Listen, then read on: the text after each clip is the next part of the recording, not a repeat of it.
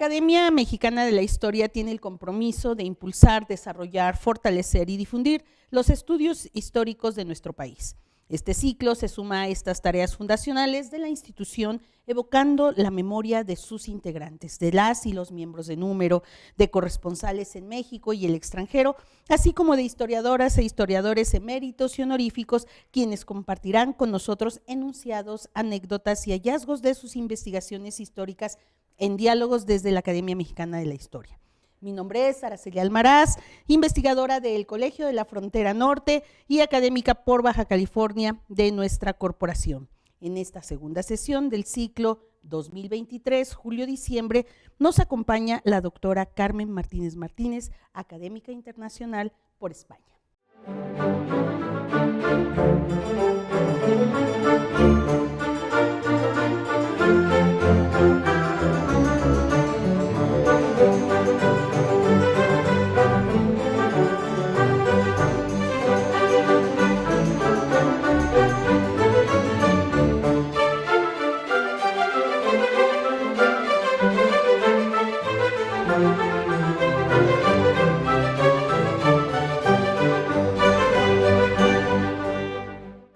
Gracias, doctora Martínez, por esta visita a México y por permitirnos conocer tu trayectoria, contribuyendo con ello a la memoria visual de la Academia Mexicana de la Historia. Gracias por estar aquí. Gracias por la posibilidad de compartir este espacio y gracias también a la Academia por el calor de la acogida con la que me ha recibido.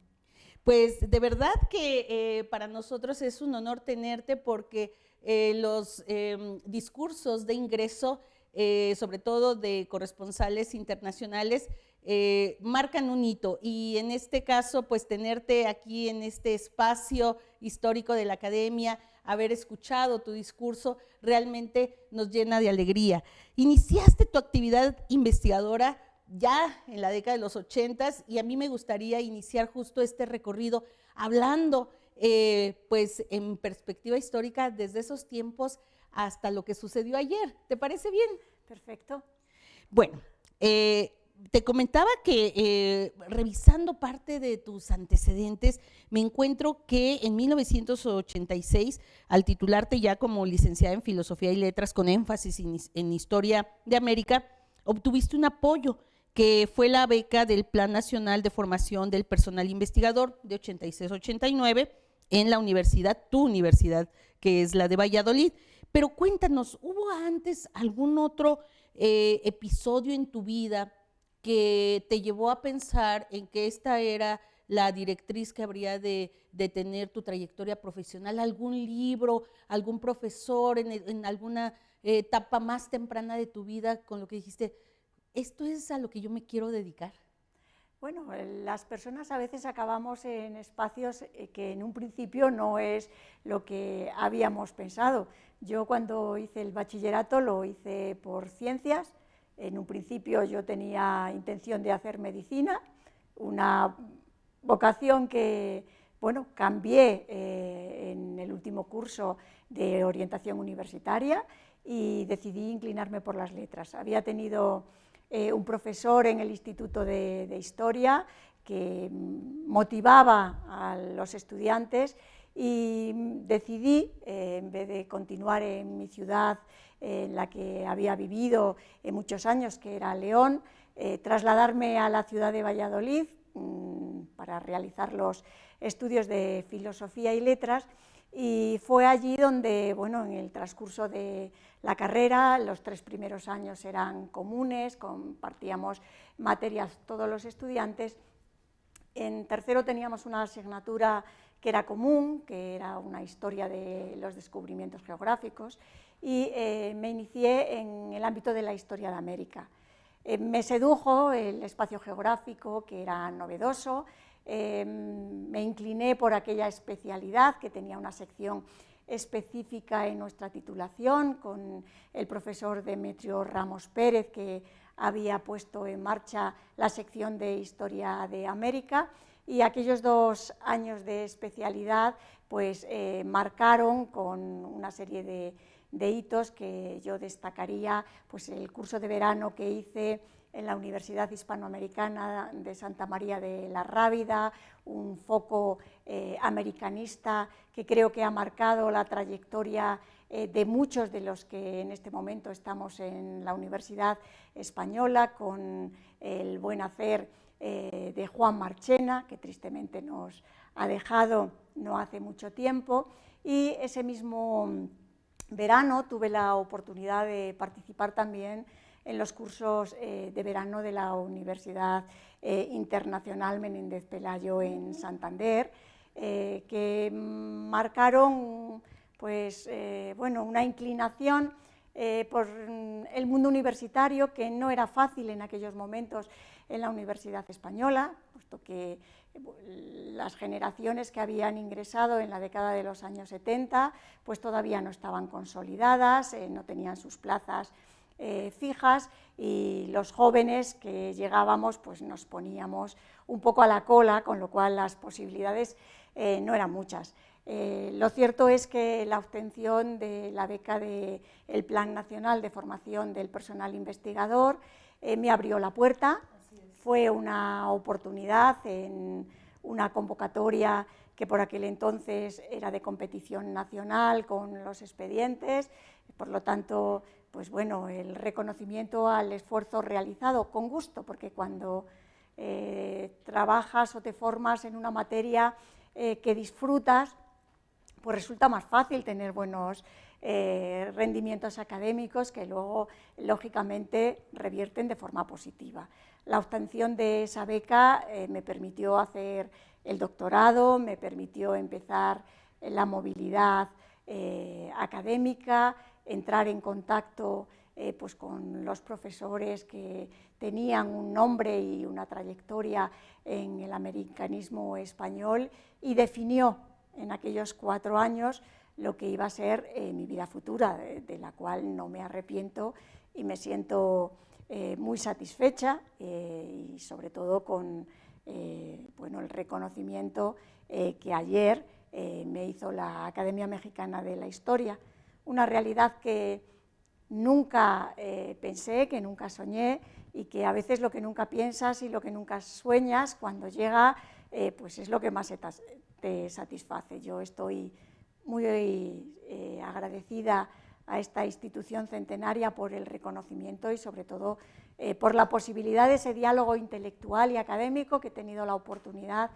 de mantener con algunos de sus miembros, y que espero que se amplíe con esta pertenencia a esta academia, que aunque sea en la distancia, yo creo que hoy las tecnologías acortan las posibilidades de comunicación y nos hacen presentes en cuestión de segundos. Sin duda, porque como lo vamos a ver en el transcurso de este diálogo, el trabajo que te ha caracterizado en relación a el mundo hispanoamericano, y en particular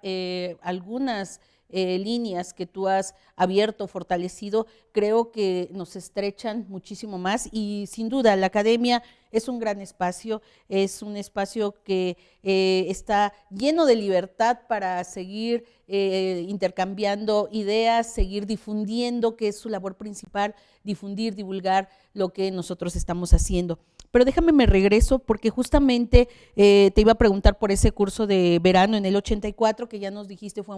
también uno de los momentos que va a definir ya tu interés, y después entrar al doctorado Europa y el mundo atlántico, poder y cultura y sociedad. Cuéntanos un poquito quiénes acompañaron esta etapa formativa, tus profesores, tus mentores, tus directores de tesis, y cómo fuiste encauzando de alguna manera desde esta etapa lo que vendría después, que lo tocaremos un poquito más adelante, pero déjanos saber un poquito de esta parte que muchas veces nosotros ya con varios años, varias décadas, de pronto nos miran nuestros estudiantes y como que no tienen claro que también nosotros pasamos por los mismos procesos que están pasando ellos. Así que cuéntanos un poquito de esta parte formativa. Bueno, realmente la etapa en la que uno pasa una serie de años en la universidad, en esos años parece un espacio temporal muy, muy cortito. Bueno, son 3, 5 años, más los 4 del doctorado, pero son años que marcan una impronta en las relaciones personales, en las relaciones profesionales. Yo cuando accedo con la beca de formación del personal investigador a la sección de Historia de América de la Universidad de Valladolid, la unidad tiene al frente al doctor Demetrio Ramos Pérez, un personaje conocido en el mundo hispanoamericano por su trayectoria, que llegó a ser miembro de la Real Academia de la Historia en España, ya en la etapa final, que es cuando yo me incorporo, por lo tanto, el contacto que tuve con él no fue tan prolongado en el tiempo como el que he podido tener con otros compañeros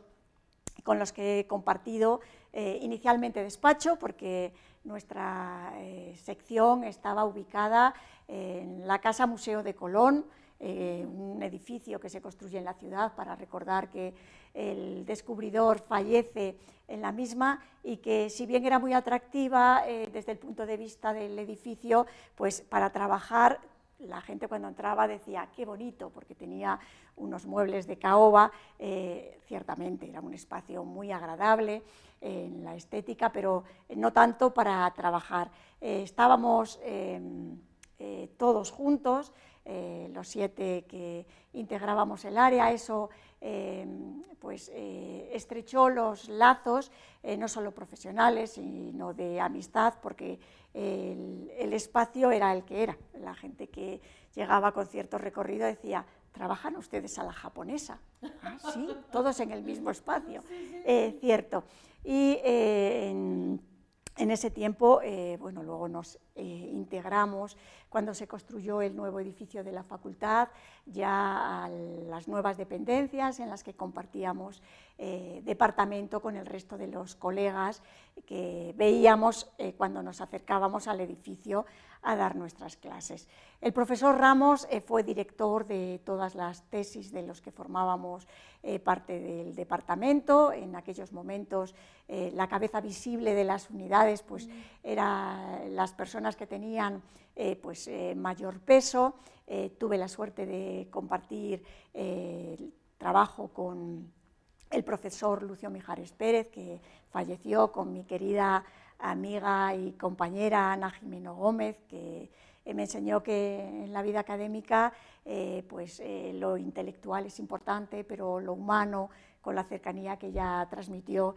si se me permite, es todavía más, porque eso se traslada al trabajo, al modo de hacer, al modo de relacionarse. El mundo prehispánico me lo descubrió mi colega y compañero, también catedrático en el área, el doctor Ángel Sanz Tapia. Con él disfrutábamos en sus clases, en un momento en el que no teníamos el acceso a la información que tenemos hoy, que queremos ver Teotihuacán, tecleamos en internet y rápidamente nos paseamos por el espacio, recorremos la Calzada de los Muertos, subimos a la pirámide del Sol y de la Luna. En mi época no teníamos aquella fortuna, y al otro lado del Atlántico pues también teníamos las limitaciones del acceso a la documentación, a las propias publicaciones que manteníamos los propios profesores en vigencia y en actualidad, con el canje activo que manteníamos con las publicaciones que tenía el Seminario de Historia de América, cuadernos prehispánicos y cuadernos colombinos. Fue una etapa en la que, en esa labor propia más del ámbito administrativo, también se amplió el mundo hispanoamericano, porque las instituciones, los colegas, las personas con las que se intercambiaban esos fondos pues se convertían en referencias que se incorporaban a tu propio conocimiento del espacio americano. Y después he tenido otros colegas más cercanos a mi edad, con los que todavía sigo compartiendo el espacio en el departamento, como mi compañero Jesús Porro, que se dedica a la cartografía, o otros compañeros con los que también comparto o he compartido espacio, no una relación tan estrecha, pero que marcaron la vida profesional. Sin duda alguna, el doctor Ramos, pues por esas cuestiones del azar y el destino, al final, en su época final, la década de los años 90, coincidiendo con esa celebración del quinto centenario, que él fue una persona pues, que tuvo su peso, pues vinimos a coincidir en un interés por un personaje con el que a mí me hubiera gustado tener la oportunidad pues, de haber podido charlar con el profesor Ramos, pero que en aquel momento no era ni objeto de mi investigación ni tampoco una prioridad. Él guió mi trabajo sobre la emigración castellana y leonesa a América en la época de los Austrias. Cuando yo accedo a esa beca de formación, es una de las líneas prioritarias, con ese horizonte del año 92. Ello me permitió entrar en contacto con otros colegas de la Universidad Española, especialmente con el grupo de Córdoba, capitaneado por la doctora Lourdes Díaz Trechuelo y del que formaba parte también el doctor Antonio García Básolo, que trabajaron la emigración andaluza, que pudimos compartir metodología de trabajo, dificultades, y fue una etapa ciertamente de iniciación en el descubrimiento real de una pasión que ha seguido marcando mi vida, no solamente en el ámbito novohispano, que es en el que me he concentrado en los últimos años, pero que vino a coincidir en la finalización de ese trabajo y la defensa de la tesis doctoral con poca distancia temporal, como mi primer viaje a México. A veces uno dice, ¿por qué has elegido un tema? Yo no sé si el tema lo eliges tú o te elige el tema, sí. Te elige el tema a ti, ¿no? Yo cuando visito México en el año 92, lo hago con mi buen amigo y colega, catedrático de la Universidad de León, el doctor Jesús Paniagua Pérez, con el que he formado parte de todos los proyectos de investigación, que son muchos, que él ha dirigido, con el que mantengo una muy buena amistad. Y ese año fue crucial. Descubrí México en sus dimensiones, bueno, no totales, porque en aquella ocasión no pasé de recorrer la Ciudad de México y después de los viajes que he tenido la oportunidad de repetir, comprobé que poco había visto de la Ciudad de México, pero visité espacios muy significativos como Cholula, como Teotihuacán, Puebla, e incluso llegué hasta Zacatecas. Bueno, eso fue una invitación sí. Al norte, algo que me mostró que era un territorio fascinante y que he tratado de seguir conociendo, no solo desde los documentos, sino desde el propio espacio, porque creo que sumergirte en el propio espacio geográfico ayuda a comprender, pese a que han pasado tantos siglos, mejor lo que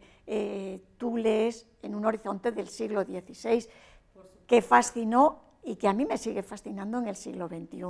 Estamos en Simancas y en el Archivo de Indias, y esa primera idea de lo que era América plasmada ahí se va a modificar hasta cierto punto cuando llegas a México. Sí, sin duda, porque esas descripciones que se hacía de la realidad americana en las cartas, marcando la exuberancia de la vegetación, el territorio, la percepción del clima, de la orografía, de la población, tú cuando lees esos documentos pues lo imaginas, pero cuando te encuentras en ese espacio, pese a la distancia temporal transcurrida, te sientes integrante y protagonista y interpretas o comprendes mejor lo que tuvo que ser aquella realidad para los que hicieron el viaje en ambas orillas, porque yo luego con el paso del tiempo pues he podido seguir la pista también de algunos naturales de la Nueva España que hicieron el viaje, a veces acompañando a algunos castellanos, en otras ocasiones por curiosidad de ver la corte del rey y de ver España, y me imagino cuál pudo haber sido ese choque. Para conocer y trabajar sobre América hay que ver el espacio americano en su realidad, entre otras cosas porque no solamente contextualizas el espacio de lo que estudias, sino que descubres una riqueza que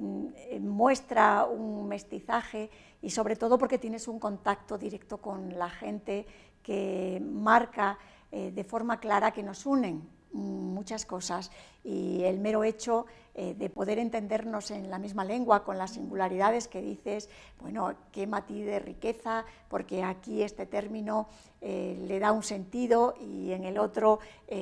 lo tienes en el otro sentido, creo que es importante para el historiador. La geografía y el contexto es importante, y sobre todo para mí, recuerdo todavía, y es una imagen que recreo en mi mente cada vez que entro, y es una visita obligada, que repito incluso varias veces a lo largo de cada visita, es la entrada en la Catedral de México. Cuando yo la visito en el año 92, está totalmente entibada en esa fase de recuperación, y me impresionó recorrer esa plaza, ubicar los edificios que yo tenía en el siglo XVI, buscar los sonidos del ayer, pero también del hoy, que marcan esa continuidad histórica, y ver en cada visita que he podido hacer con posterioridad, bueno, que sigo descubriendo cosas nuevas, y que esos descubrimientos me ayudan a comprender mucho más el pasado que estudio. Sí, sin duda, y yo creo que este flujo permanente de ideas y de reflexiones entre investigadores de la Universidad de Valladolid y de otras instituciones en España dedicadas a esta relación entre el mundo hispánico y lo que sucede en América, pues sin duda va a fortalecer muchísimo más esta visión mucho más completa, y por completa incluso compleja, ¿no? Pero lo vamos a platicar, si te parece, ya en el siguiente segmento, ahora sí visto desde tu obra historiográfica, porque al revisar vemos unos saltos impresionantes y además una fortaleza en la investigación, pero también entras a un mundo que es el análisis de la correspondencia, y que va a permitir, incluso yo me permitiría decir, hasta cambiar la percepción, o más bien no cambiar, sino ampliar la percepción de esta figura importantísima que es Hernán Cortés. Entonces, si te parece, en el siguiente segmento hablemos ya de tu obra, que desde ahorita nos estás ya perfilando un poquito hacia dónde se orienta, pero que sin duda tu trabajo es riquísimo, excepcional, y también con una fuerza para empezar a dejar ya líneas que se empiezan a desarrollar, unas más pronto que otras, pero de eso comentaremos en un momento, ¿te parece? Claro que sí. Bueno, pues volvemos en un momento con la doctora Carmen Martínez, miembro de esta Academia Mexicana de la Historia por España.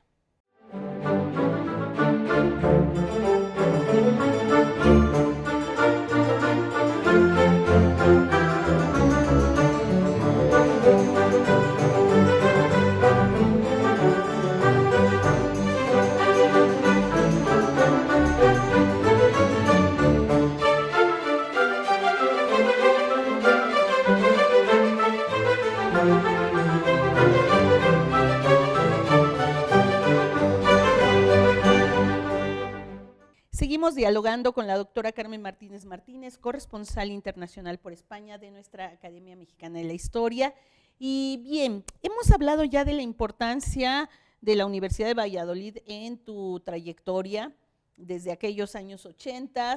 en la definición de lo que va a ser tu trabajo ya, pues no solamente como asistente, sino ya como titular en esta universidad, y de tus primeros viajes a México. Pero yo te quisiera preguntar si 1995 fue un parteaguas en este gran trayecto profesional,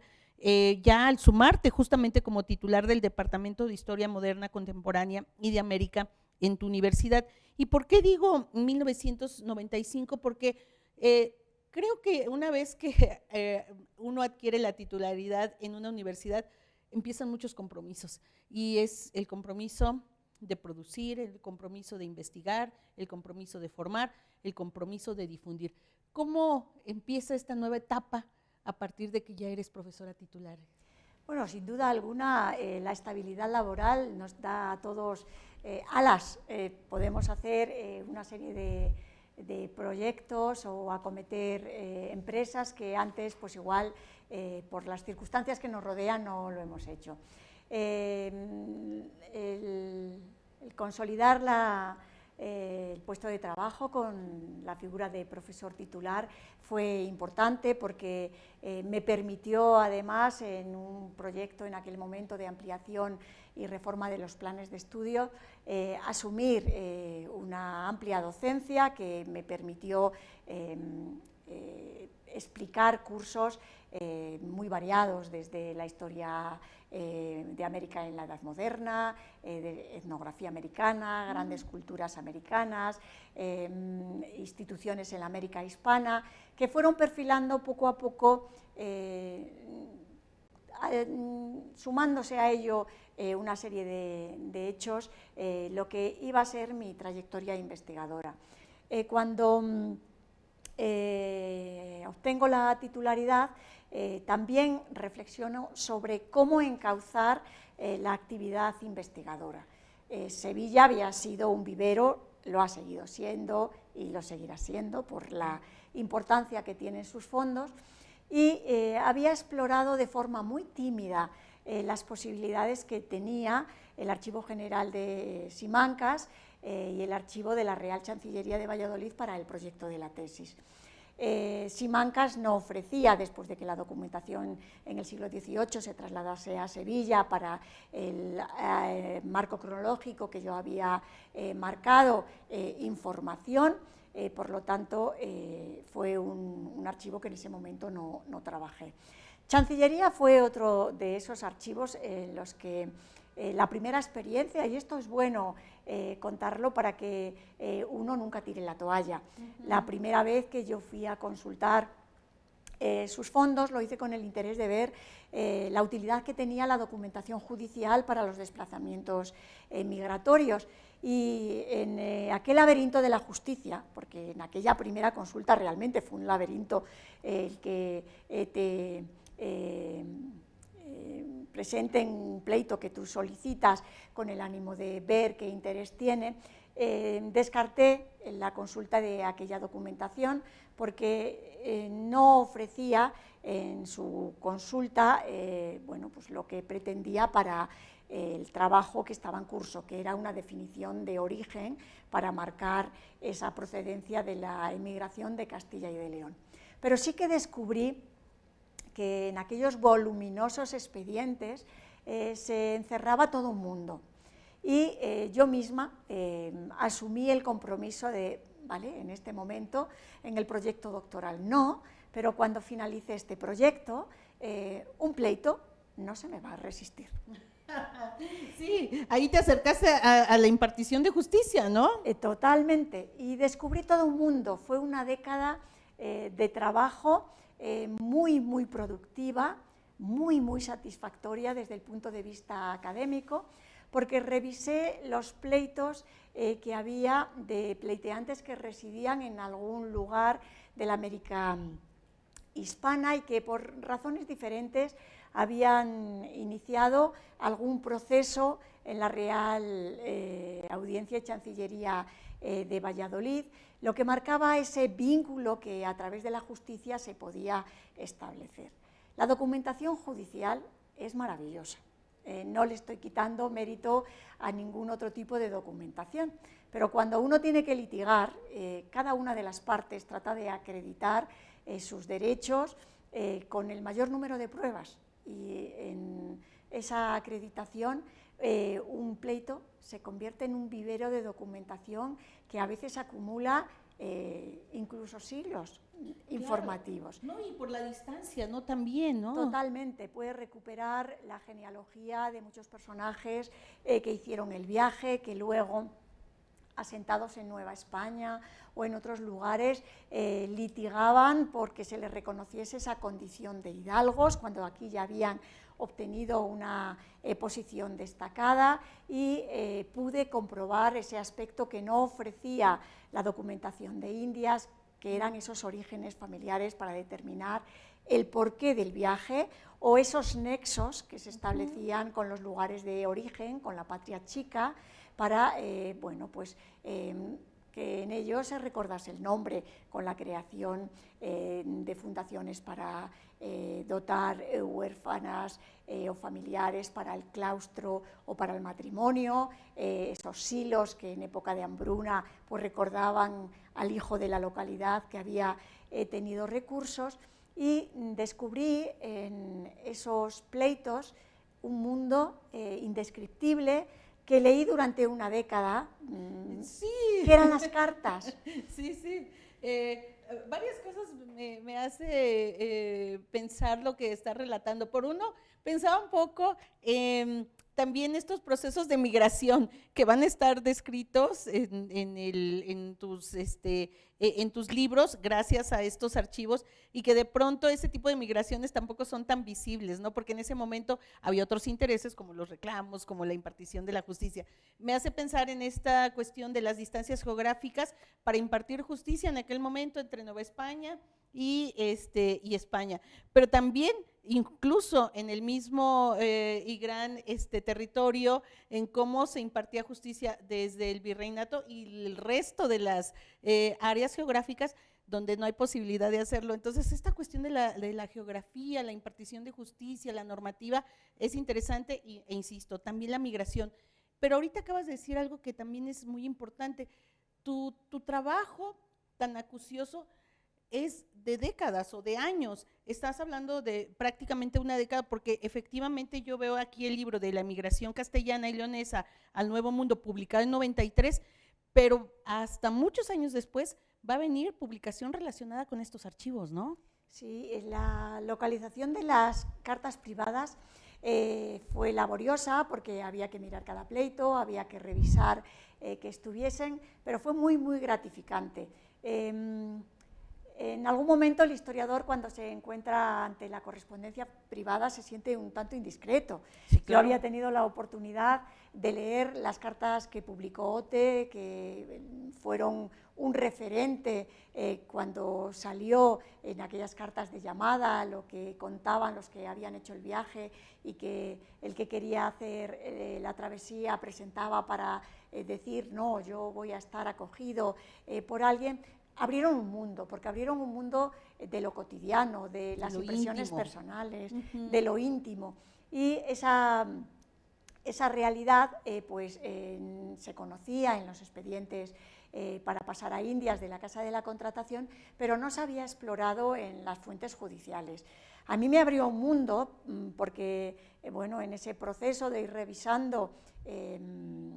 las distintas causas, un día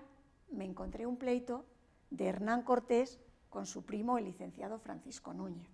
Era en la década de los años 90 avanzado. A mí me pareció increíble. Yo pensé, esto no me lo he podido encontrar yo, si lo habrán encontrado otros, y sobre todo pensé, el maestro José Luis Martínez, cuyo texto Hernán Cortés yo sí había tenido en las manos, pero cuyos documentos cortesianos no habían llegado todavía a nuestra biblioteca y no fue tan fácil conseguirlos, pensé, esto ya tiene que estar publicado. Y nada, bueno, pues la sorpresa que no. Aquellos textos eran textos inéditos, al igual que el resto de las cartas, que marcaban pues, a muchos personajes con sus vivencias, con sus éxitos, con su vida personal y particular, esa conexión de cómo se habla del ausente para que la carta, cuando llega al lugar de destino, no solamente la lea el destinatario, sino que se lea en voz alta y sea un poco ese vocero de la vida propia, pero también de la vida ajena, en algunas cartas pues deliciosas, escritas desde Potosí, que radiografían el Cerro Minero pues con todos sus integrantes, claro, con la suerte de todos los coterráneos sobre los que se daba cuenta, con esas fundaciones que luego no se cumplían, que llegaban al tribunal, que implicaban un pleito, que acreditaban proyectos vitales y que te ponían de manifiesto el interés que tiene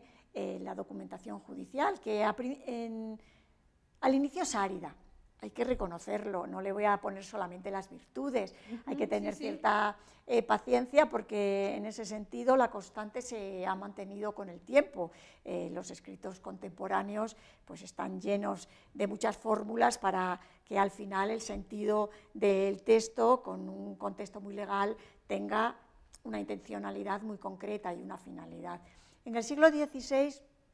ocurre exactamente lo mismo, pero a mí lo que me maravilla de esa centuria es la escritura, cómo se escribe y cómo se registra, y se registra prácticamente todo. Sí, y yo te iba a preguntar incluso, por ejemplo, no sé si en esos escritos encontramos la palabra conquista, o encontramos, yo me imagino, muchas más palabras que se escapan a la palabra conquista propiamente, que es en la que resume de alguna manera esta relación en el siglo XVI España y Nueva España. Pero ¿qué conceptos son claves? Como tú bien dices, bueno, están buscando llevar a cabo proyectos, están buscando que se les reconozcan proyectos, otros se les desconoce y entonces viene la lucha, viene el reclamo, pero ¿qué conceptos son los que estos actores están definiendo como su propio espacio vital de querer hacer? Bueno, y habría que diferenciar claramente qué grupo nos estamos moviendo en la documentación, por ejemplo, judicial, o en la documentación administrativa que llega al Consejo de Indias. Los que participan en el proceso de incorporación del territorio se autodefinen como conquistadores y hablan de conquista. Ese es el término que ellos utilizan en ese momento, e incluso la propia corona utiliza ese término para definirlos y para interesarse cuando preguntan al virrey quiénes son esos conquistadores o esos descendientes de los conquistadores que piden mercedes en reconocimiento de lo pasado. Ese es un nivel que ha quedado bastante bien reflejado en la documentación, al igual, lamentablemente, en menor nivel de documentación conservada, que los indígenas aliados, los que participan con Cortés en los procesos de conquistas, no solamente de Tenochtitlan, porque también llegan a la corte, de la misma manera que llegan los naturales por diferentes vías y que se presentan en agosto del año 29 ante el emperador en la corte. Esa realidad está ahí. Otra realidad es la del poblador común, el que llega con posterioridad a lo que es la etapa de conquista, cuando ya se fomenta el arraigo en el territorio, y esos van a traducir su condición de poblador y van a plasmar en sus escritos sus posibilidades económicas y la realidad que tiene el territorio. Una de las cuestiones, por ejemplo, que transmiten para marcar la diferencia con la vieja Castilla o el escenario europeo es que aquí la carne se come de balde, porque abunda la ganadería, se reproduce sin problema, que el trabajo es también una vía de éxito. No solamente hemos de pensar que los textos que encontramos son de éxito y el viaje es llegar y conquistar las metas que uno tiene en el horizonte, sino que hay dificultades. Y yo destacaría, por ejemplo, los textos de mujeres, que no son los más abundantes, pero que muestran a esas personas que rompen lanzas, que hacen travesías, que en alguna ocasión narran, que nos presentan su contexto de crear una nueva vida y que se instalan en una sociedad en la que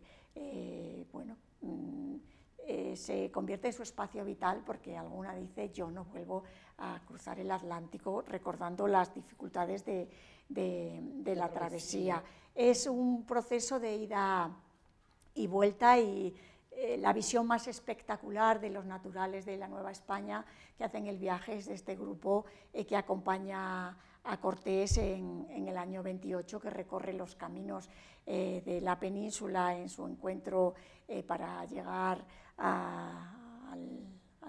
la vista del emperador, y que sorprende a todos por lo desconocido, por lo novedoso, que trasciende a la propia península, que se difunde por Europa y que hace que con los textos de Cortés México, Tenochtitlan, la Ciudad de México, los espacios por los que él transitó se incorporen al horizonte mental de Europa. Y yo creo que eso es importante, porque desde fechas tempranas no solamente los castellanos van a querer atravesar el Atlántico y establecerse aquí, los venecianos, los italianos buscan también su espacio, y es sorprendente en el año 39 ver que alguien quiere montar, establecer en los soportales o en la zona de la Plaza Mayor de la Ciudad de México una tienda a la veneciana. Claro, cuando uno viene y ve esas estructuras y coloca esas tiendas que se describen con todas las actividades, dices: esto es increíble, es abrir mercados, situarse en otro espacio. Es una mundialización más temprana de lo que pensamos, a través del texto y a través del movimiento de las personas que se van incorporando, que van difundiendo a través de diferentes vías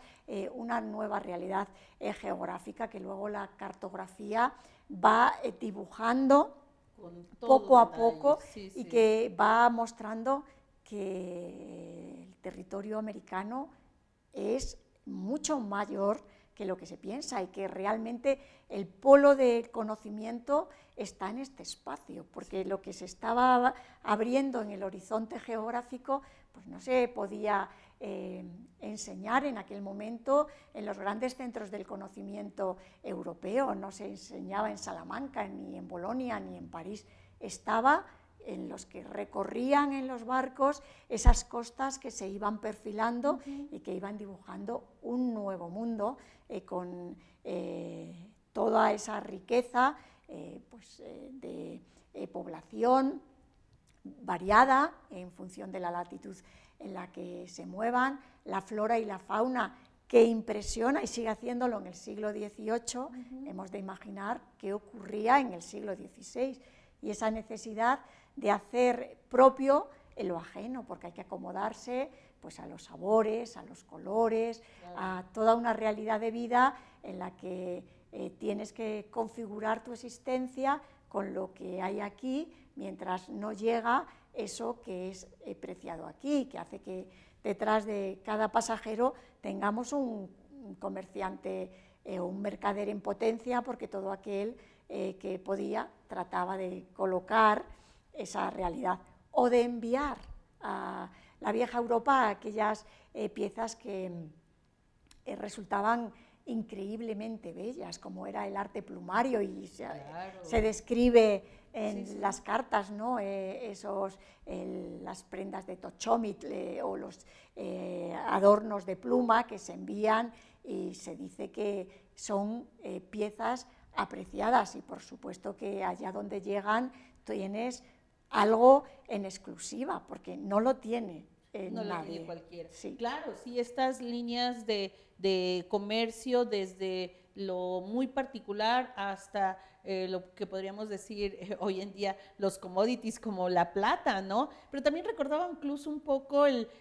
los descubrimientos de pieles también de animales, por ejemplo, en la Patagonia, ¿no? Que van a hacer que todo el mercado de pieles, no solamente en España, sino en Inglaterra, se convierta como en el boom, ¿no? De la moda en décadas posteriores. Pero fíjate que yo te preguntaba esto de la conquista porque revisando tu libro previo a Cartas Memoriales de Hernán Cortés del 2003, el libro previo de Imperio Hispánico, que escribes o coordinas al lado de Ángeles Sobaler,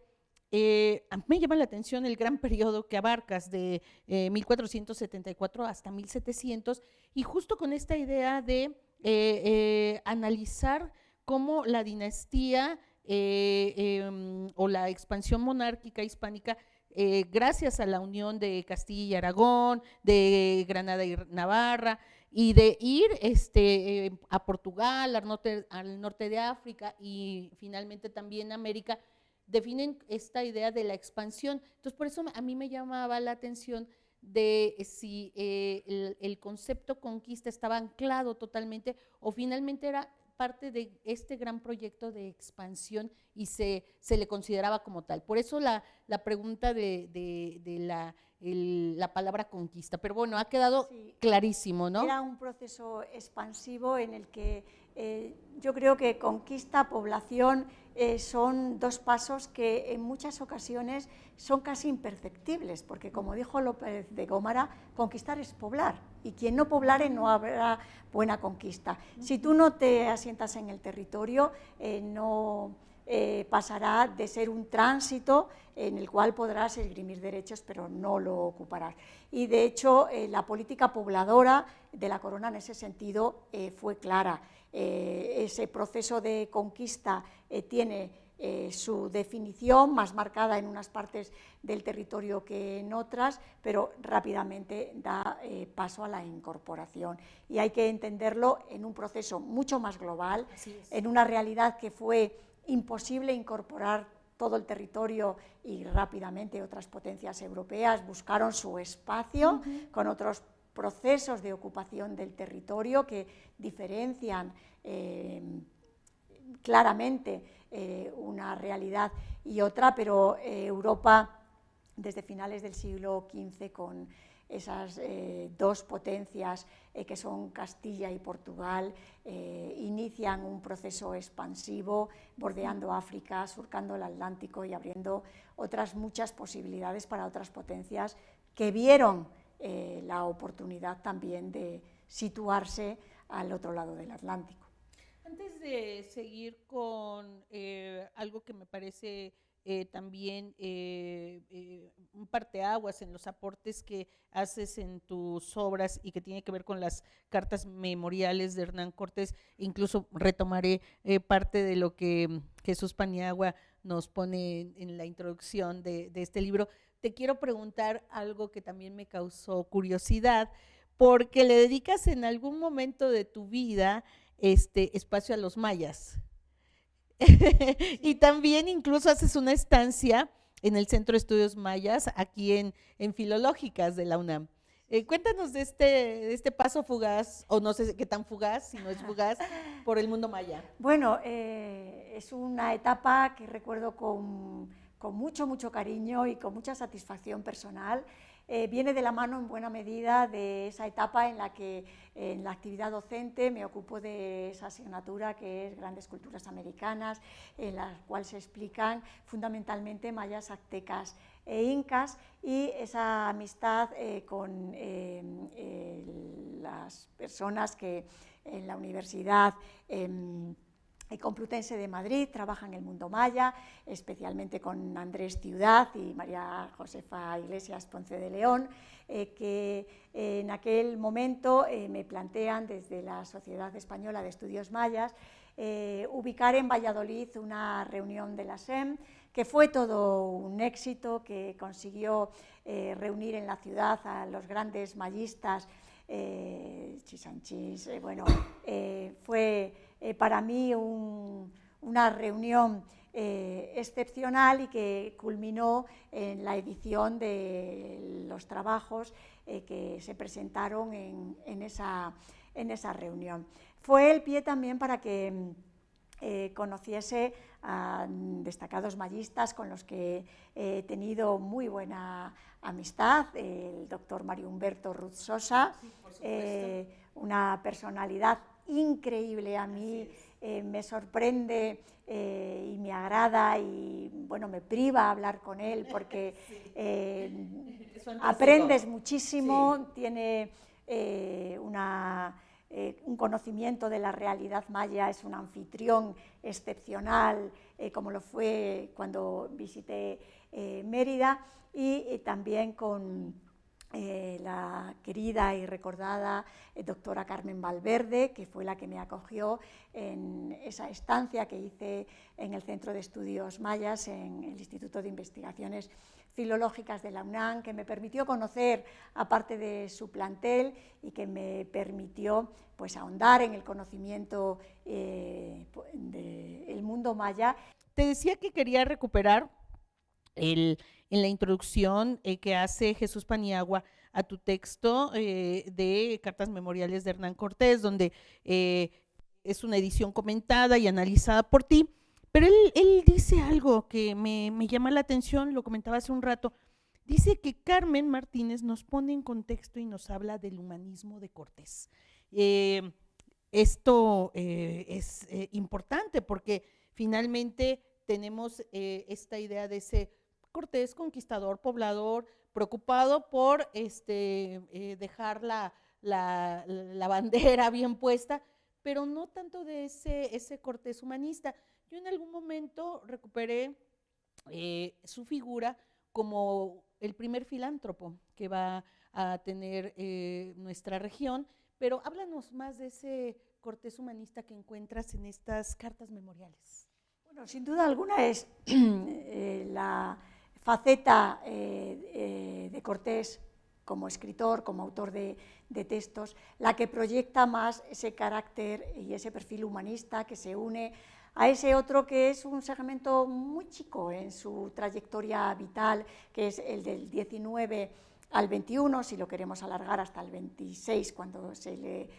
retira del gobierno, y que se inicia con esos textos que son sus cartas de relación o sus relaciones, para ser exactos, con el término con el que él los presenta al emperador, al rey, porque sirven para mostrar su universo mental, su concepción del mundo, su visión de ir más allá, ese carácter ya global que él percibe de forma clara y que ve que puede proyectar desde el ámbito de la Nueva España, esa realidad de tienen aquí otro mundo a los reyes, porque esto es algo diferente. Es una realidad que le permite, bueno, pues con esa lupa con la que mira el hombre del siglo XVI la nueva realidad, ir describiendo y presentando los acontecimientos, no siempre hilados muy finos, porque afortunadamente con el paso del tiempo hemos ido conociendo otras realidades y en algunos puntos pues exagera y en otros pues se equivoca, no es tan certero. Pero cuando se leen sus textos en conjunto, muestra a un hombre que tiene un pie, según en qué momento de su trayectoria vital lo analicemos, entre el medievo y la modernidad. Yo lo veo más hacia la modernidad que hacia el medievo, porque la parte en la que el protagonista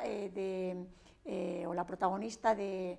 su actividad es la espada, es más corta que la etapa en la que su actividad lo protagonizan otros horizontes.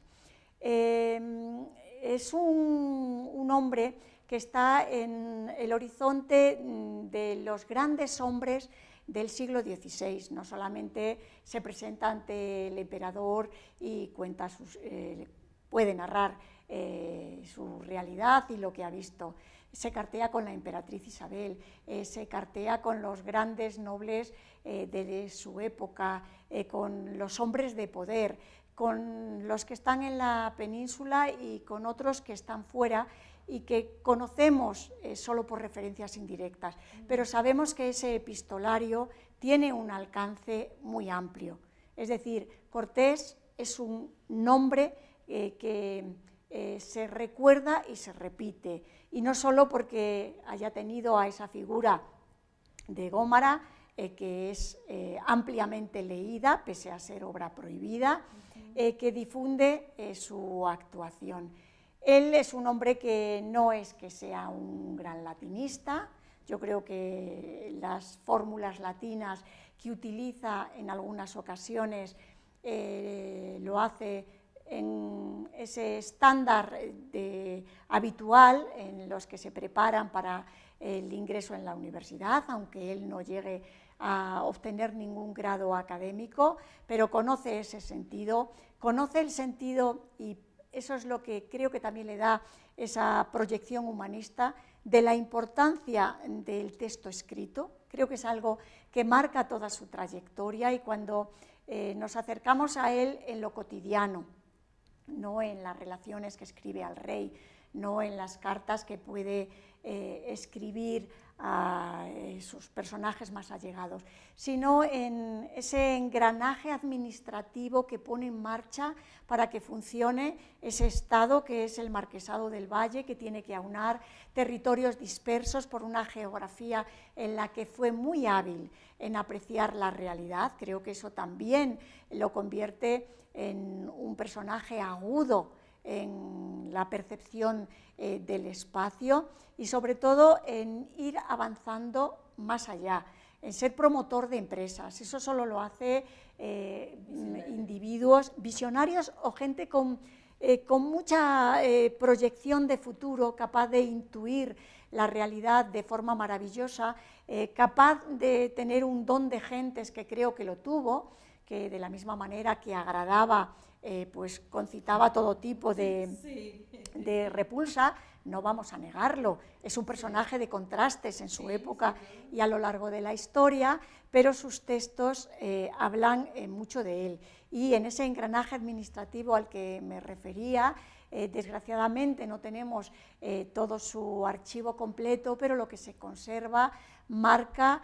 cómo fue un hombre capaz de ver que todo tenía que funcionar con ese documento escrito, que él hace que lo proyecte más allá de donde él está, donde no llega su palabra, donde no llega su presencia, llega su escrito, y su palabra escrita se dispersa, dándole un alcance mucho mayor al personaje, en una faceta en la que creo que conocemos una ínfima parte de lo que fue su actividad escrituraria. Claro, y que se difunde ampliamente en España, va a convertirse algunos de sus escritos en de los más vendidos, ¿no? Pero, ¿y qué pasa acá? Acá no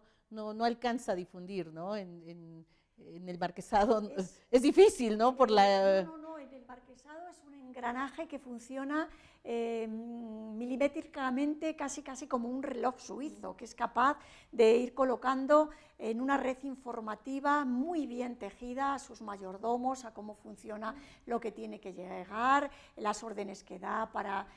los hatos ganaderos. Funciona muy bien. En la Nueva España yo creo que sus hechos no necesitaban tanto el texto escrito como en la vieja Europa, porque los hombres protagonistas fueron coetáneos y compañeros de los hechos que él mismo protagonizó. Entonces, aquí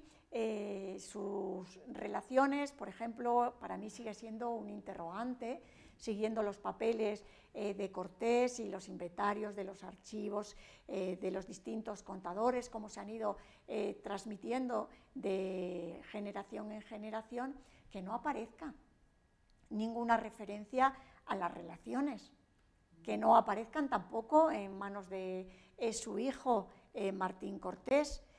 Son interrogantes que el propio personaje sigue planteando sobre muchas actividades, y lo más maravilloso de esa capacidad de escribir que tiene es que cuando tú recorres el siglo XVI, no solo con sus fondos, sino con otros repositorios de otros protagonistas coetáneos en el espacio americano y en la corte, ves que encajan ves una red tupida de intereses, de relaciones, en unas ocasiones estrechos, en otras ocasiones distanciados, porque los hombres pues tienen momentos de cercanía y otros de distancia. Y él tiene la singularidad de ser un hombre puente, porque su propia existencia transcurre en dos espacios geográficos muy distintos, claro, sí, y muy distantes. Sí. Entonces, el tiempo que pasa, los últimos 7 años de su vida, que transcurren en Castilla, del 40 al 47, es un hombre que tiene su horizonte mental en la Nueva España, no en la corte, aunque se involucra con el emperador y se va a Argel y se lleva a sus hijos para mostrar que él es un leal vasallo, pero sus ojos están puestos aquí y su deseo último es que si fallece, y eso lo ve en la trayectoria final de su vida, cuando ya ve que sus días se acaban, es que sus restos reposen en la Nueva España. Es un hombre de dos mundos, pero que yo creo que opta por este lado, porque es en el que ha construido su propia trayectoria vital y en el que ve que construye algo, porque en la península, pues bueno,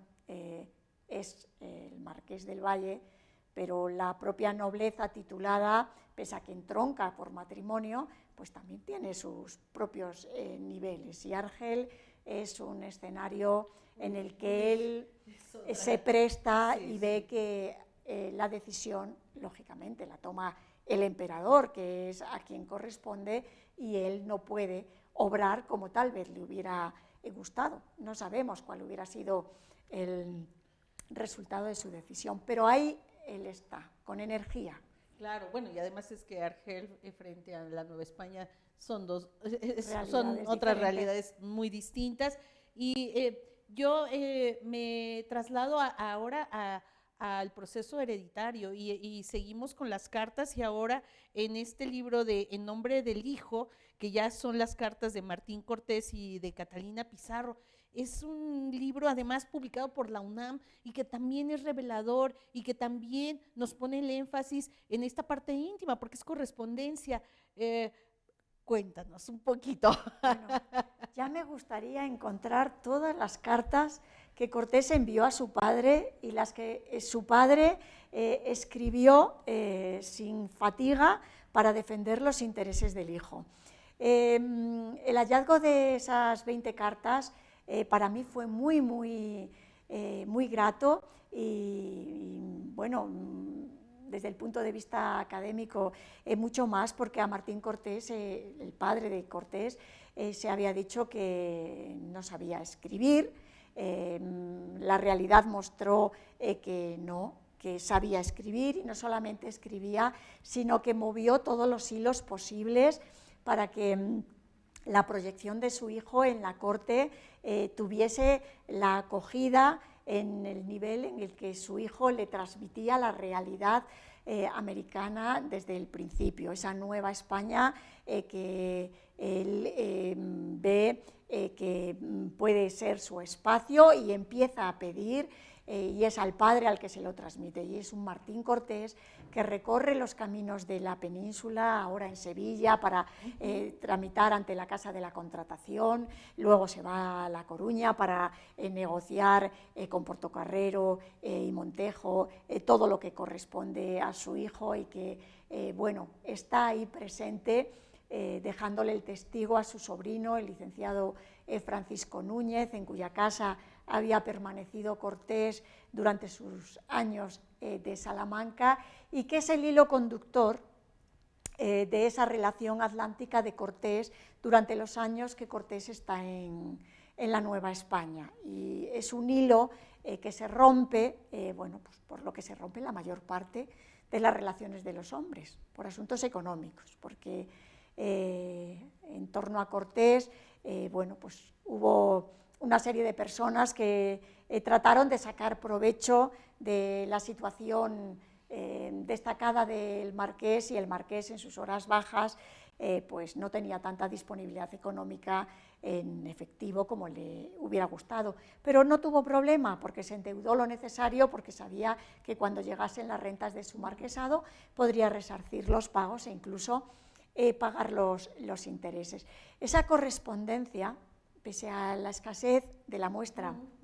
que tenemos, es muy reveladora de cómo se integra. Primero porque el padre incorpora esos juegos de poder que hay también entre los que se mueven en el espacio atlántico, cada uno de ellos buscando sus propias relaciones, y para mí fue muy, muy emotiva la carta de Catalina Pizarro, que tan solo firma ella, escribe otra persona, pero pone de manifiesto que también conocía los secretos de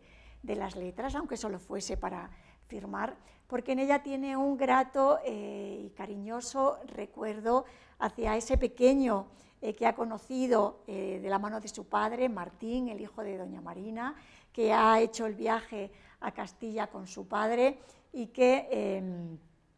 pide al licenciado Núñez que vele por el muchacho en la corte. Ese amarre, ese afecto que se establece con los hijos mestizos de Cortés por parte, en este caso, de la abuela, que es al único que puede conocer en ese momento, y que manifiesta luego el propio padre con todos sus hijos, que es una realidad que es innegable. Cortés tiene, bueno, pues,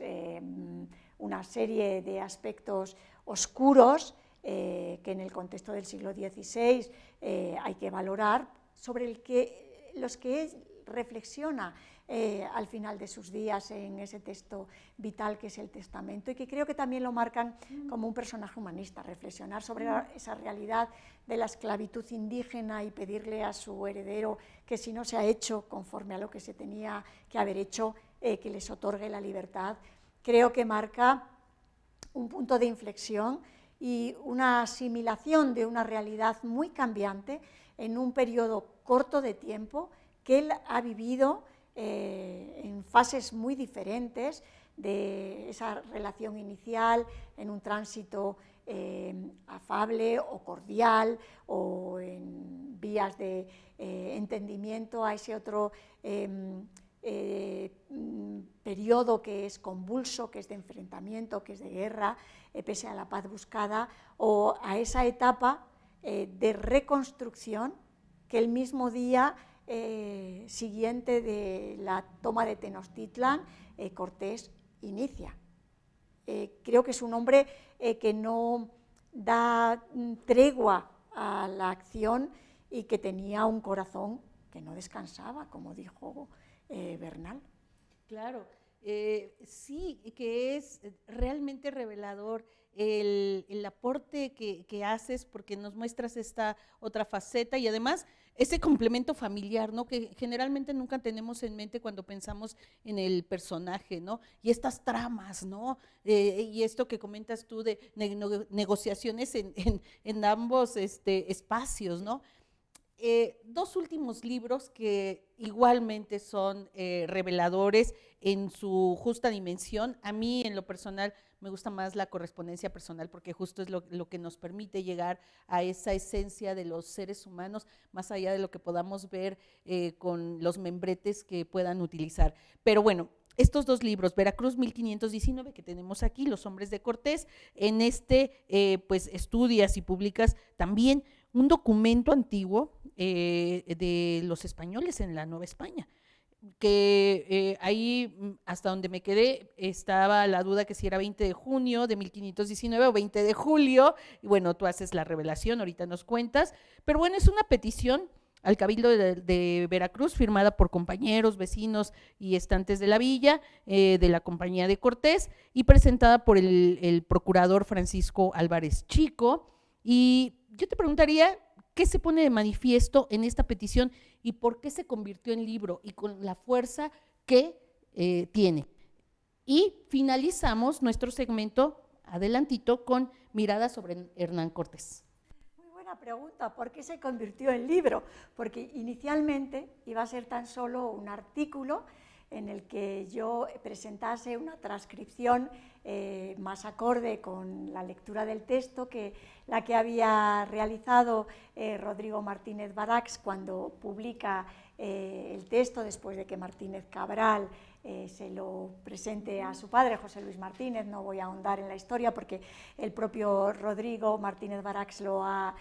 publicado. Yo me puse en contacto con Rodrigo, él me dijo que él no iba a hacer la lectura y que si yo quería hacerla, pues que con mucho gusto recibiría el texto que saliese del mismo. Fue una aventura detectivesca que se prolongó en el tiempo, más del que estaba previsto inicialmente, pero esas son las investigaciones, que a veces las diseñas con un tiempo, con un esquema, y luego la propia investigación pone su tiempo, pone sus ritmos y tiene su propia historia. Después de la identificación de la signatura correcta en el Archivo General de Indias, pues me puse a leer el documento y la idea era publicarlo, sinceramente, con una transcripción y la lectura de los nombres, que son harto difíciles porque cada uno tiene su propia grafía, no hay forma de ver qué pueden decir en unos casos y otros, porque no tienes un parámetro de referencia. Bueno, me puse a trabajar el texto, me di cuenta que el documento tenía una trascendencia que requería un estudio contextualizado, porque invitaba a la reflexión de esa ruptura de Cortés con Diego Velázquez, en la que se le coloca a él siempre como bandera. Cortés rompe con Velázquez, y se plantea pues la traición, la infidencia, un proceder. No fue solo Cortés. Y esa es una realidad que marcaba una decisión grupal, que había decidido establecer un cabildo, que se había organizado con un procurador del común, es decir, representante de la mayoría del grupo, porque lógicamente no iba a representar a aquellos que eran partidarios de Diego Velázquez, que tampoco sabemos en qué medida no firman, porque el documento, por cuestiones de paso del tiempo, pues fue perdiendo parte inferior del documento, y tras esa lectura de la importancia que tenía, porque era el pronunciamiento del común a favor de su capitán, algo que ponía también en valor el papel que había tenido Cortés en la isla de Cuba, en la que había sido alcalde ordinario de la villa de Santiago, por lo tanto no era un don nadie, era una persona que tenía ascendencia en el común, que tenía un peso para llegar a ser alcalde ordinario, que conocía la mecánica del funcionamiento de la justicia más inferior, y que cuando el grupo se pronuncia, lógicamente hemos de entender que orquestado, porque lógicamente siempre hay unos promotores que tienen una voz más alta que el resto, firma esa petición que se eleva al cabildo recién establecido en junio del año 1520, se le dice que los procuradores que vayan a la corte pidan al rey que Cortés, su capitán, sea el gobernador, que se convierta en la cabeza, y marcan las virtudes por las cuales quieren que sea Cortés y no otro. Es el personaje que tiene ascendencia y conocen desde el tiempo de Santiago, desde la isla de Cuba y de la ciudad de Santiago. Por lo tanto, un personaje que tiene ascendencia y al cual se le reconoce esa ascendencia. Por lo tanto, ahí ya está un punto clave. Otra cuestión es que modifica la cronología, porque si el 20 de junio ya hay una petición al Cabildo de Veracruz y el propio Cabildo decide que se mande el original, no un traslado de ese documento, conocemos el primer Cabildo de la Villa Rica de la Veracruz. Y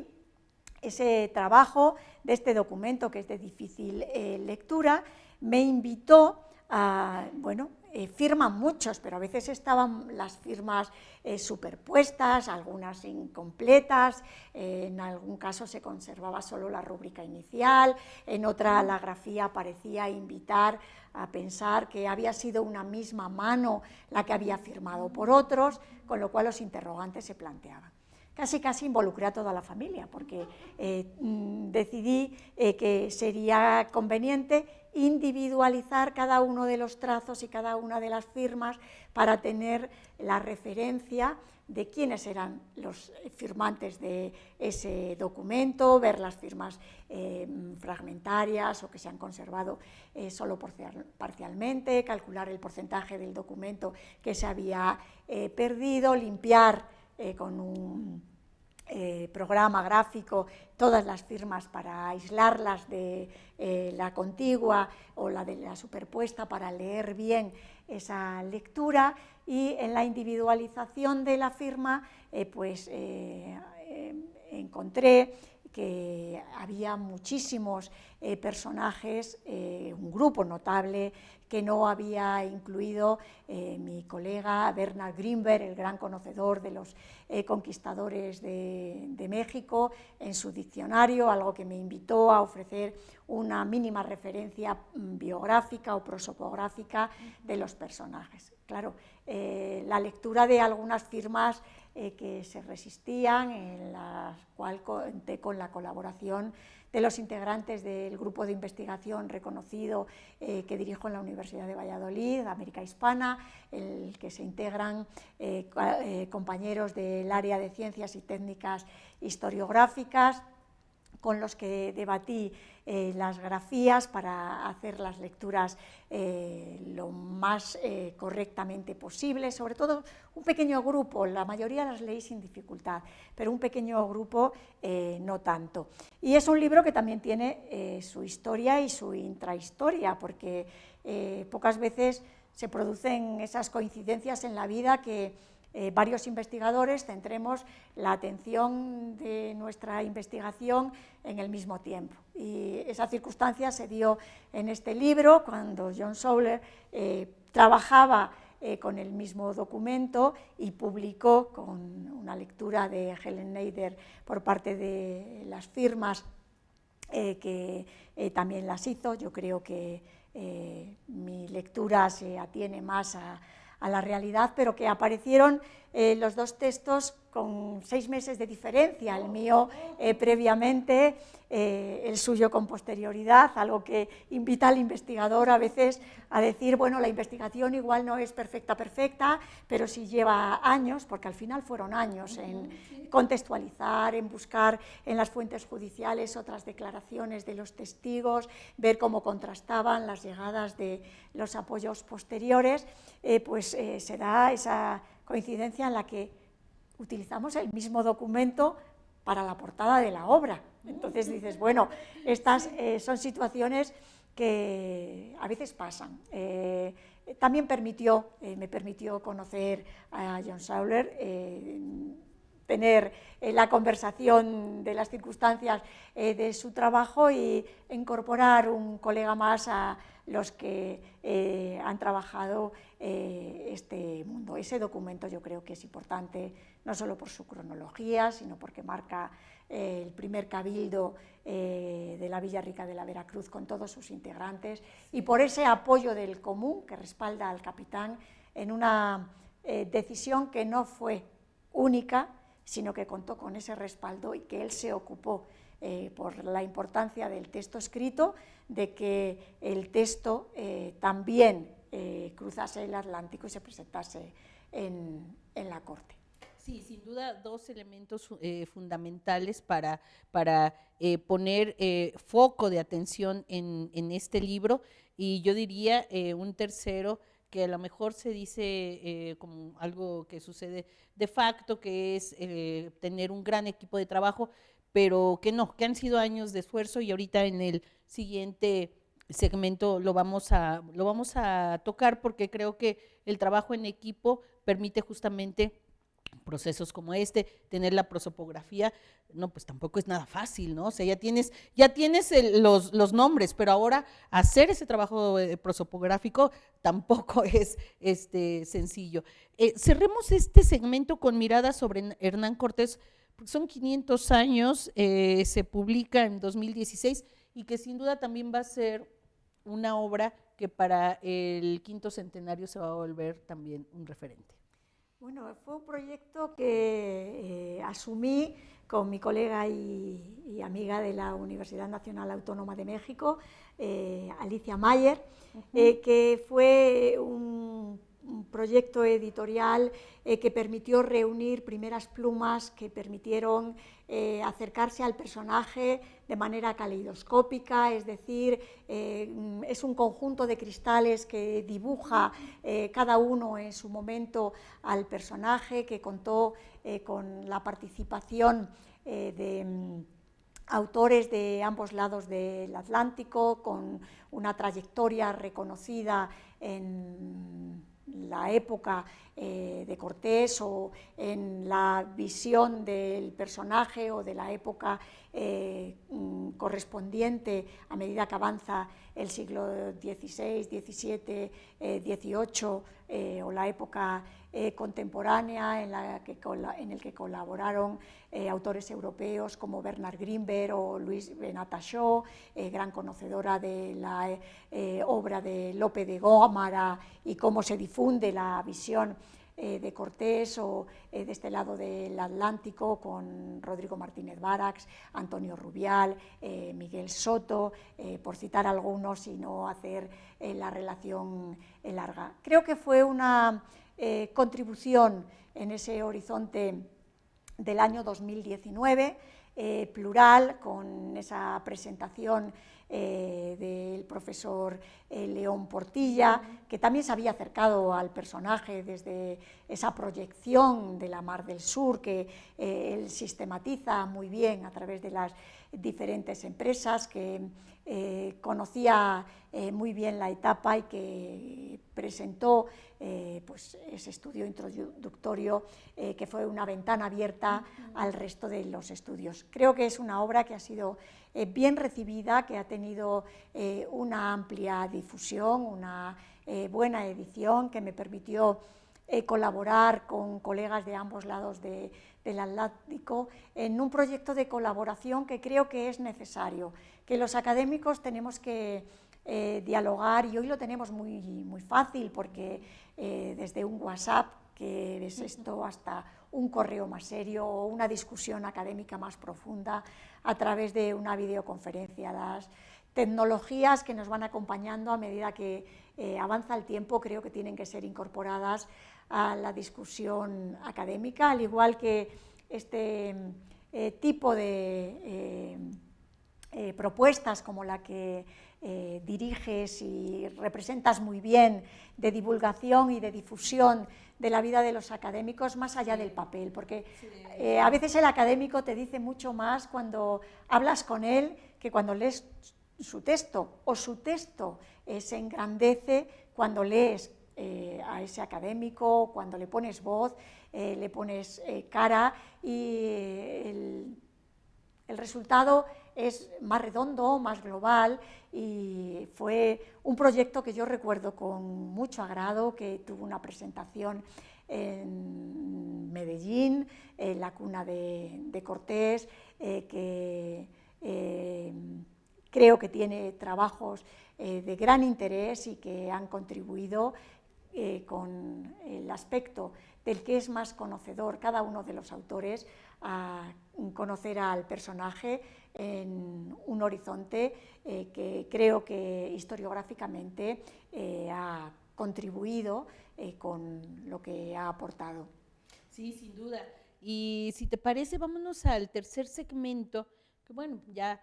nos encontraremos del otro lado ya de el diálogo que nos llevará a después al ocaso del mismo, y que me gustaría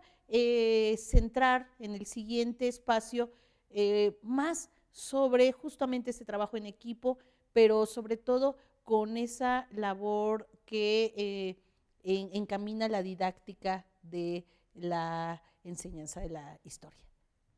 Muy bien. Volvemos en un momento con la doctora Carmen Martínez Martínez, miembro de esta Academia Mexicana de la Historia por España.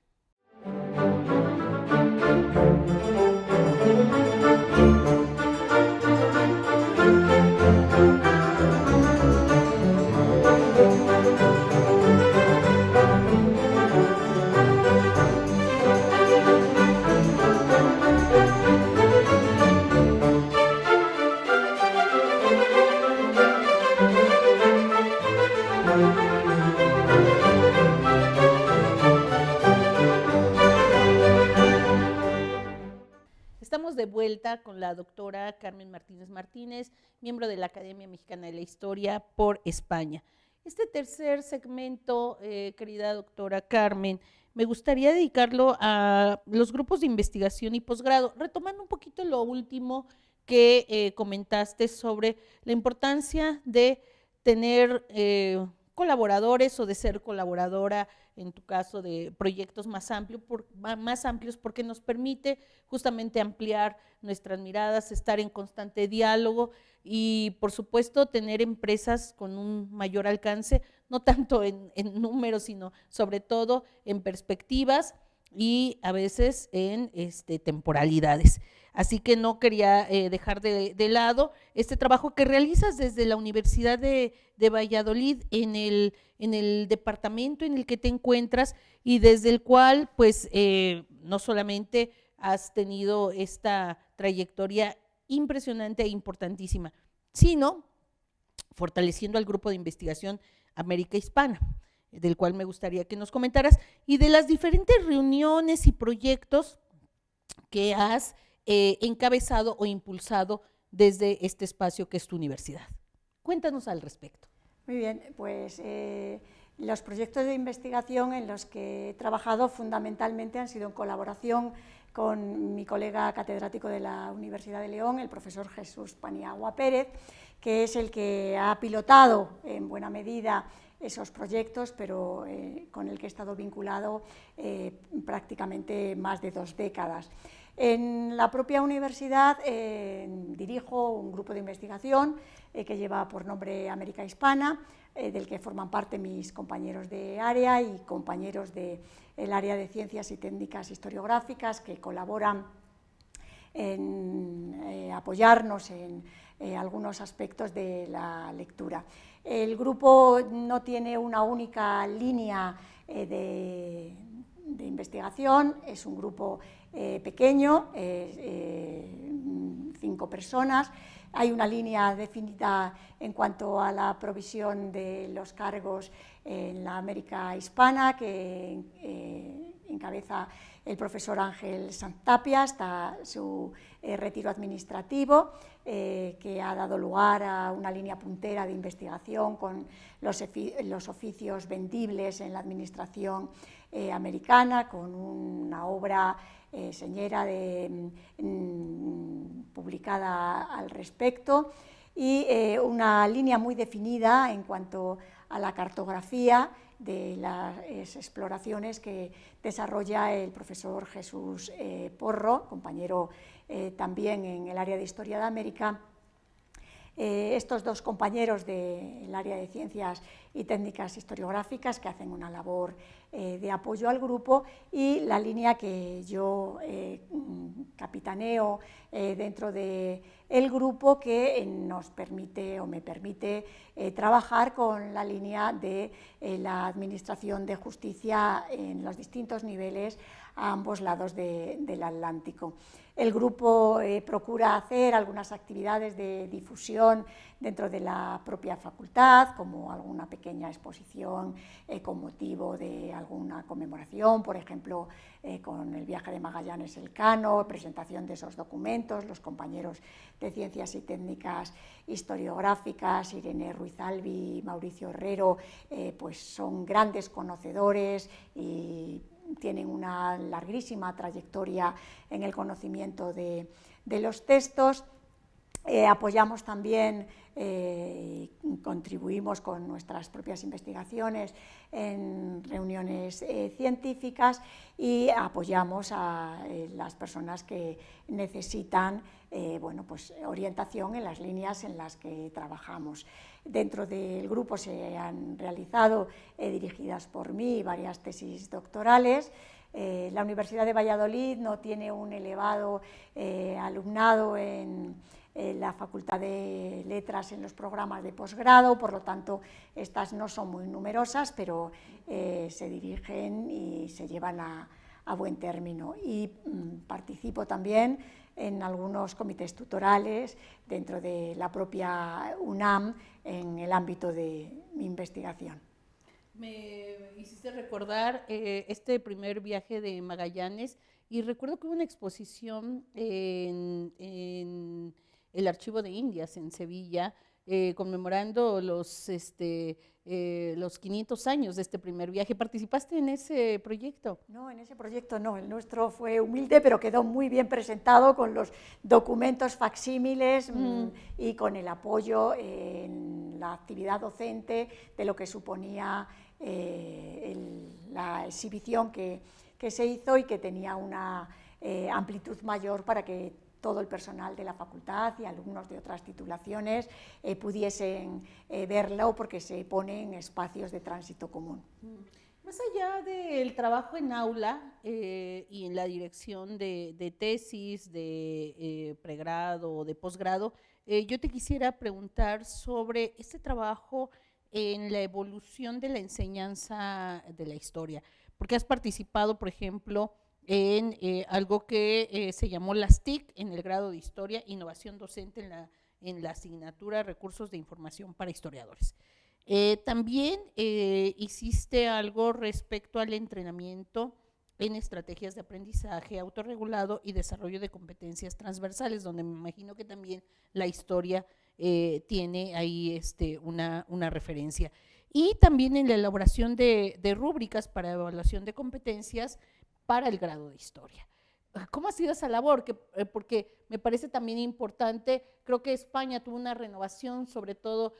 sobre el aula virtual, el uso del aula virtual, y que puso de pronto en jaque a todos mis colegas de todas las áreas. Recuerdo en una estancia que hice ya hace varios años, decían, bueno, pues que ahora tenemos que transformarnos y tenemos que utilizar las nuevas tecnologías, y eso nos ha metido en una revolución. Sin duda alguna la pandemia fue una inversión por obligación, pero he de decir que mi inversión con las TIC fue mucho más temprana. Sí, sí. Nace como consecuencia de la implantación de los planes de estudio en la Universidad de Valladolid, la titulación de grado, del que formé parte del comité de redacción del título, y en aquel momento se consideró necesario, en un momento en el que no estaba tan difundido el uso de la tecnología como es hoy, que es algo generalizado y uno llega hasta incluso plantearse, ¿les estamos enseñando algo? ¿Tenemos que aprender de lo que ellos ya saben? Yo creo que es una interacción mutua en la cual tu propio proceso de enseñanza se ve enriquecido por su aprendizaje y por las necesidades y los usos que ellos hacen. En aquellos años pues puse en marcha esa asignatura que sigo impartiendo después de más de una década, que me resulta grata porque me obliga también a mí a estar actualizada en las nuevas vías de difusión del conocimiento y de cómo hacer más cercana la historia, que es la materia que explicamos a los estudiantes. A veces una estrategia diferente a la que se usa en el aula pues llega mucho más al alumno que el mensaje tradicional, que lo que sí que siempre dejo muy claro es que el contenido es lo esencial, lo otro es una herramienta. Y todo lo que sean herramientas que favorezcan el aprendizaje, hemos de apostar por ellas, porque no podemos quedarnos anclados en un espacio en el que nuestros estudiantes transitan por otro. Tenemos que buscar puntos de encuentro. Y en esos puntos de encuentro participé con un grupo interdisciplinar de la universidad en el que se integraban profesores de todas las facultades en un proyecto que se titulaba Aprender pensando, es decir, una reflexión sobre el propio proceso de aprendizaje que capitaneaba la doctora Francisca Calleja, que tenía una estrategia de reflexión a través de una serie de test que poníamos en práctica en el aula para que el estudiante fuese reflexionando sobre sus carencias en ese proceso de aprendizaje, en aquellos puntos débiles para que pudiesen ser reforzados y que al final el contenido básico de cada materia y la riqueza del proyecto es que era interdisciplinar y era válida la herramienta porque está validada y tuvimos la oportunidad de presentar resultados en congresos internacionales en el ámbito de las ciencias de la educación, ayudase al estudiante a reflexionar sobre su proceso de aprendizaje y al docente en el proceso en el cual transmite sus conocimientos. Fue una etapa enriquecedora en mi propio proceso que me hace sentir siempre la necesidad de avanzar más y más, porque es una realidad tan cambiante en la cual lo que hoy es novedad, mañana ya está pasado. Y eso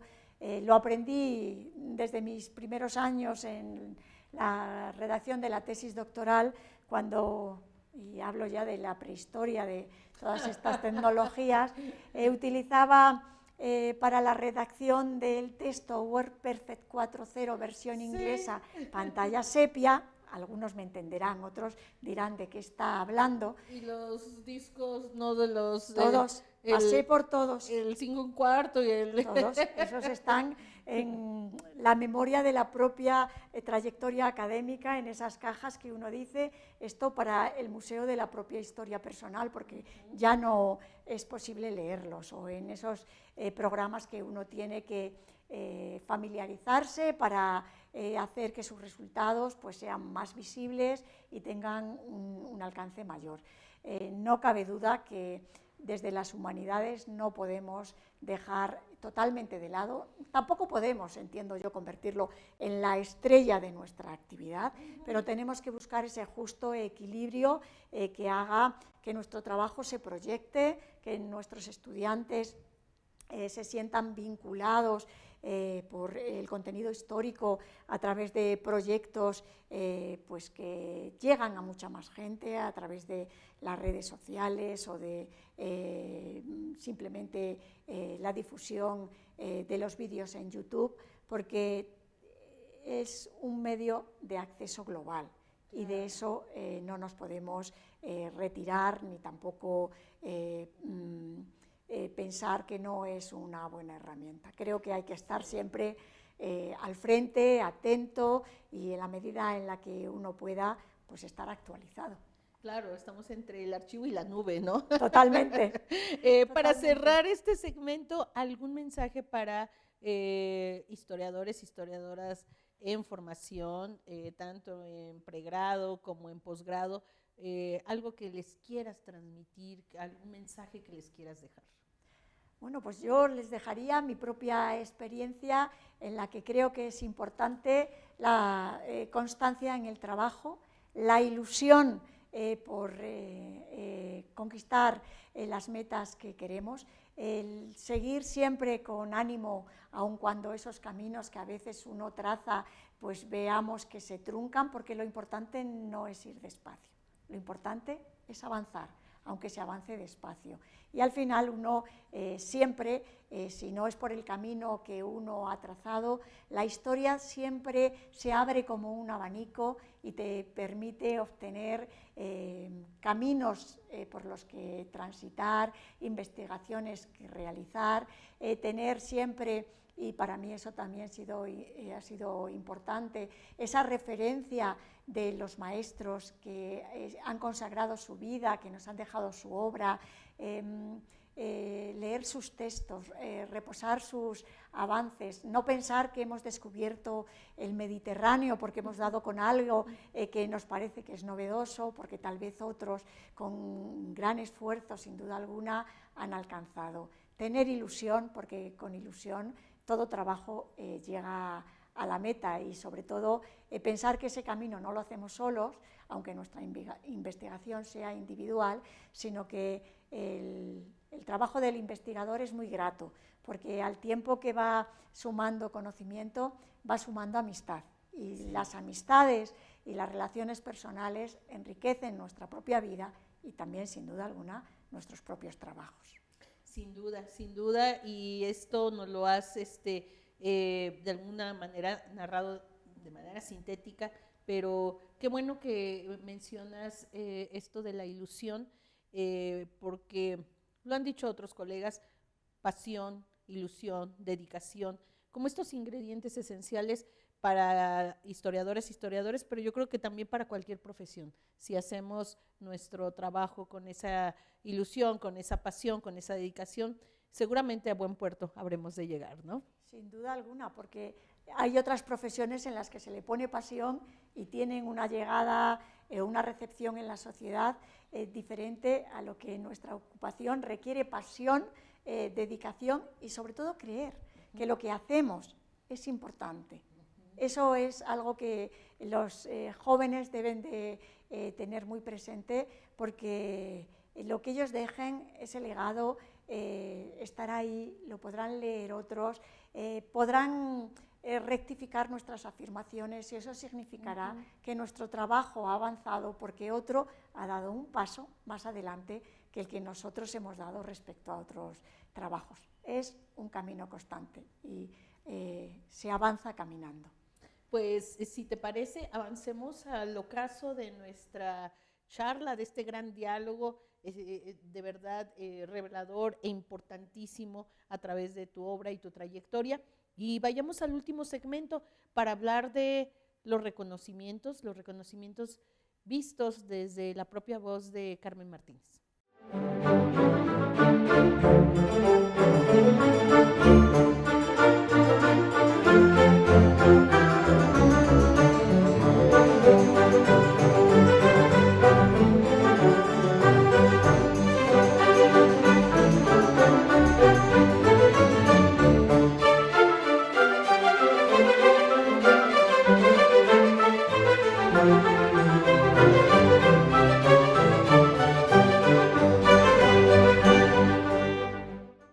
Pues es un privilegio haber podido dialogar con Carmen Martínez Martínez. Estamos de vuelta con ella en este último segmento para hablar ahora del reconocimiento o el conocimiento de nosotros mismos, no solamente a través de estas cartas que nos dan distinción, estos reflectores que se ponen en nuestro trabajo, ya sea a través de alguna institución o de nuestras propias universidades. Has recibido el Premio Extraordinario de Doctorado en 2012, el cuarto Premio Hidalgos de España, has tenido el distintivo de la insignia de plata de la Universidad de Valladolid por tus 25 años de servicio, has ingresado a la Academia Mexicana de la Historia como corresponsal internacional hace 4 años, pero recién ahora con un discurso fantástico, y estás considerada una referencia en los estudios sobre Hernán Cortés y el mundo hispánico. Pero, ¿cómo se piensa, Carmen Martínez, frente a lo que has logrado, a estos premios alcanzados? ¿Cómo te reconoces a ti misma? Bueno, a mí me resulta difícil situarme en un contexto de proyección, porque soy más bien tímida en ese aspecto, aunque tal vez no lo parezca. Para mí es muy grato ver que alumnos que empiezan valoran el trabajo que he realizado, y en su texto he servido como una referencia para que ellos avancen. Cuando uno empieza, y yo eso lo tengo muy grabado, quienes en los momentos de dificultad me echaron una mano, a veces simplemente con un comentario, con un no te preocupes, por aquí hemos pasado todos, supusieron una confianza y un afianzamiento. Para mí hoy es un motivo de orgullo y de satisfacción, pues que la Academia Mexicana de la Historia me haya distinguido con ese nombramiento de corresponsal en España, primero porque quienes lo reconocen son académicos a los que yo admiro, cuya obra valoro, que tengo en consideración y que me considero muy chiquita al lado de ellos. Por lo tanto, que se reconozca ese trabajo, pues me hace sentir satisfecha del trabajo bien hecho que debemos de hacerlo independientemente de que nos lo reconozcan con distintivos o que no haya distintivos. El trabajo está ahí y resultará útil. En mi universidad tengo la satisfacción pues, de haber merecido la confianza de mis compañeros en los procesos electorales en los que he podido representar al colectivo al que pertenezco, o bien al claustro de la universidad, o a la junta de facultad, o a las responsabilidades administrativas que se me han encomendado, porque bueno, creo que es una manera de valorar también tu hacer en lo cotidiano, en lo que tal vez no se proyecta al exterior. A mí me cuesta todavía ver que, bueno, se hable de mí en esos términos, es un elogio, es una satisfacción personal, y espero que sirva a otros de ejemplo para que el trabajo sencillo y que uno hace cada día porque le gusta y porque quiere hacerlo, pues tenga una proyección social y tenga pues una utilidad social en algún caso concreto, en el que dices, bueno, tu trabajo está ahí, reafirma o puede avalar algunas cuestiones, avanzas en el conocimiento de otras. Para mí eso es reconocimiento suficiente, pero reconozco mucho más el calor de la amistad. Para mí, esos colegas con los que he compartido discusiones, a veces en la diferencia, que no siempre tenemos el mismo punto de vista, siempre ha sido enriquecedor, y el camino académico ha sido un camino en el que he hecho amigos, y para mí eso también es un reconocimiento de la propia trayectoria académica realizada. Para mí es una satisfacción conversar hoy con Araceli Almaraz, a la que sigo, porque consigue hacer que los académicos dialoguemos en un contexto muy distendido y muy cómodo. No, gracias a ti, y la verdad que yo creo que eres muy modesta porque, híjole, yo la verdad es que revisando tu obra y sobre todo como historiadora, ver que hay saltos que permite la obra de Carmen Martínez, para mí eso tiene una gran valía. O sea, estar a la altura de José Luis Martínez, de Miguel León Portilla, de Rodrigo Martínez Barax, te hace estar en ese nivel de referencia. Y no solo eso, lo decía también Rodrigo Martínez Barax, esa labor para poder recuperar documentos como uno de los que tú revisaste en el AGN y que finalmente fue recuperado, y que ese es algo que quizá no tocamos, pero que ese es también parte de este compromiso con la historia y con el desarrollo de nuestras sociedades. Sin duda, un privilegio, vuelvo a insistir, haber dialogado contigo, y ojalá que todos aquellos colegas, estudiantes, historiadores, historiadoras que nos están viendo puedan acercarse a la obra de Carmen Martínez Martínez, porque la verdad es que deja sendos momentos de preocupación y de ocupación para lo que sigue. Ella misma es parte de la historia, también de nuestra historia. Así que muchísimas gracias por este gran diálogo, de verdad lo aprecio enormemente. Muchas gracias, Araceli, por este espacio compartido, este diálogo fructífero, académico, intelectual, y a partir de ahora también de amistad. Seguro, seguro. La academia nos permite justamente estos encuentros y estos lazos que no se van a romper nunca. Gracias.